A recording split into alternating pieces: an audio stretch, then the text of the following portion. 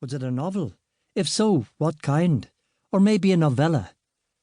Stumped, I set it aside, occasionally opening the file over several years and wondering what to do with it.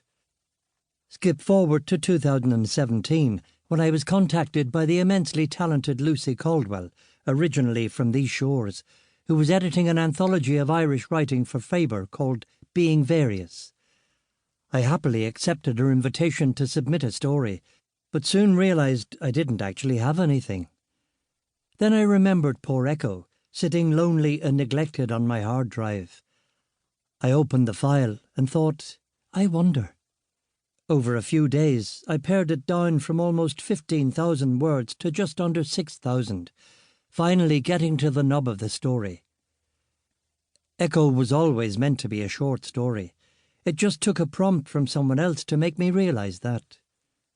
London Safe was written for an anthology inspired by a song by Frank Turner, in which the singer-songwriter described a box of postcards, reading the inscribed messages, and summed them up as 10-word tragedies.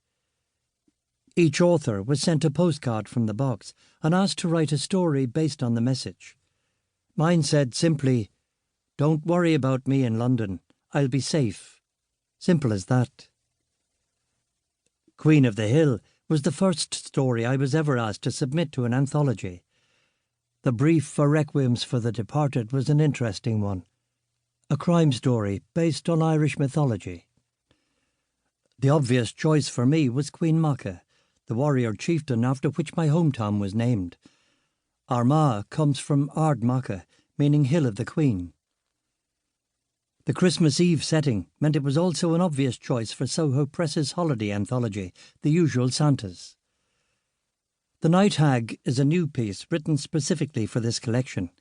It is inspired by the phenomenon of sleep paralysis, something I have experienced repeatedly over the years. Many people have been visited by the Night Hag at one time or another, and her manifestation varies from person to person. The protagonist's experience of her closely resembles mine, but with added murderous guilt and invasive fingers. Black Beauty is an odd little story. I and a bunch of other authors were asked to write a piece of flash fiction to celebrate the 300th edition of the men's lifestyle magazine Shortlist.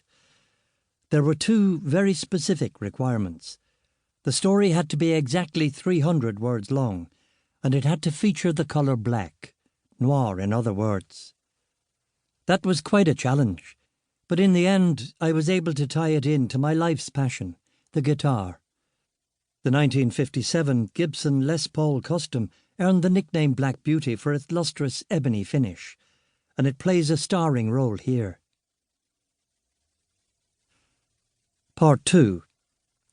Old Friends contains what my editor has dubbed fan favourites. Each story ties into characters who have appeared in one or more of my novels. Several of my novels began as short stories, including Followers, which will be very familiar to anyone who has read The Ghosts of Belfast. I woke one Sunday morning in 2007 with an image in my head, a man getting drunk in a bar, surrounded by all the people he'd killed. At the time, I had a mobile phone with a word processor app, so I began writing the story then and there, and finished it later that day.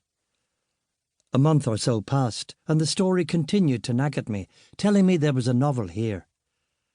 That novel became The Ghosts of Belfast, and Followers is essentially the first chapter. As with some other stories in this collection, being asked to contribute to an anthology allows a writer to find a home for an idea that's been nagging at them. In the case of Faith, it was the question of what might a man of God do if his belief evaporates. If a man has lived his life in avoidance of sin, what happens if he suddenly comes to believe there is no such thing? What sins might he then commit? When I was asked to contribute a story to be broadcast on BBC Radio 4, that was the perfect opportunity to finally explore the idea. Not only that, but the resulting story wound up being the basis for my novel, So Say the Fallen. If you've read my novel Ratlines, then you'll be familiar with the characters of Albert Ryan and Celia Hume. But that book was not their first appearance. They actually started as an elderly couple living outside Dublin. They share a terrible secret, and when they risk being